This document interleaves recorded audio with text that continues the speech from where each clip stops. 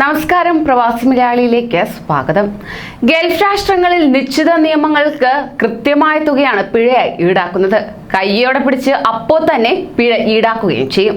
അത്തരത്തിലൊരു വാർത്തയാണ് ഇപ്പോൾ പുറത്തു വരുന്നത്.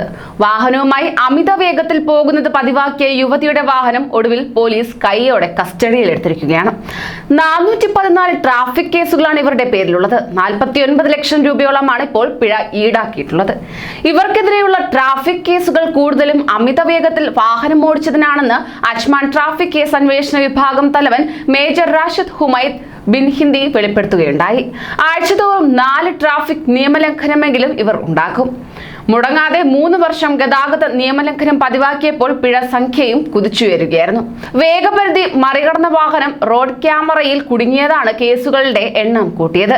അറബ് വംശജയായ യുവതിയുടെ പേരിലുള്ളതാണ് വാഹനത്തിന്റെ ലൈസൻസ്. 6 മാസത്തിനുള്ളിൽ പിഴയടച്ചില്ലെങ്കിൽ വാഹനം പരസ്യലേലത്തിൽ വിൽക്കുമെന്ന് പോലീസ് അറിയിച്ചു. നിരത്തുകളിലെ നിർദ്ദിഷ്ട വേഗപരിധിയും കടന്ന വാഹനം മണിക്കൂറിൽ 80 കിലോമീറ്റർ എത്തിയാൽ പിഴ 3000 ദിർഹമാണ്. ഇതുകൂടാതെ ഡ്രൈവറുടെ ലൈസൻസിൽ 23 ബ്ലാക്ക് മാർക്കും വീഴും. 60 ദിവസത്തേക്കാണ് ഈ വാഹനം പിടിച്ചെടുക്കുക. പരിധി കഴിഞ്ഞ് 60 കിലോമീറ്റർ വേഗപരിധി എത്തുന്നവർക്ക് പിഴ 2000 ദിർഹമാണ്. 12 ബ്ലാക്ക് മാർക്കും 30 ദിവസത്തേക്കാണ് വാഹനം പിടിച്ചെടുക്കുക. അതേസമയം ദുബായിൽ അതിവേഗ പാതയിലൂടെ പതുക്കെ സഞ്ചരിച്ചാലും പിടി വീഴും.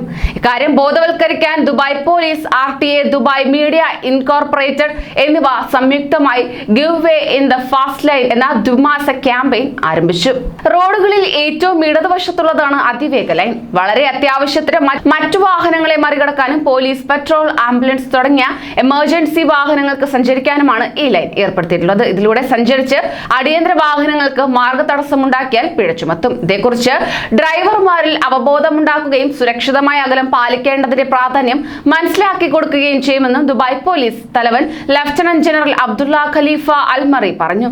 വളരെ മികച്ച പാതകളാണ് ദുബായിലേതെന്നും സുരക്ഷിതമായി വാഹനം ഓടിക്കേണ്ടത് എല്ലാവരുടെയും കർത്തവ്യമാണെന്നും RTA ചെയർമാൻ മത്തർ അൽ തായർ വ്യക്തമാക്കി. കൂടുതൽ പ്രവാസി വാർത്തകൾക്കായി ഈ ചാനൽ സബ്സ്ക്രൈബ് ചെയ്യൂ.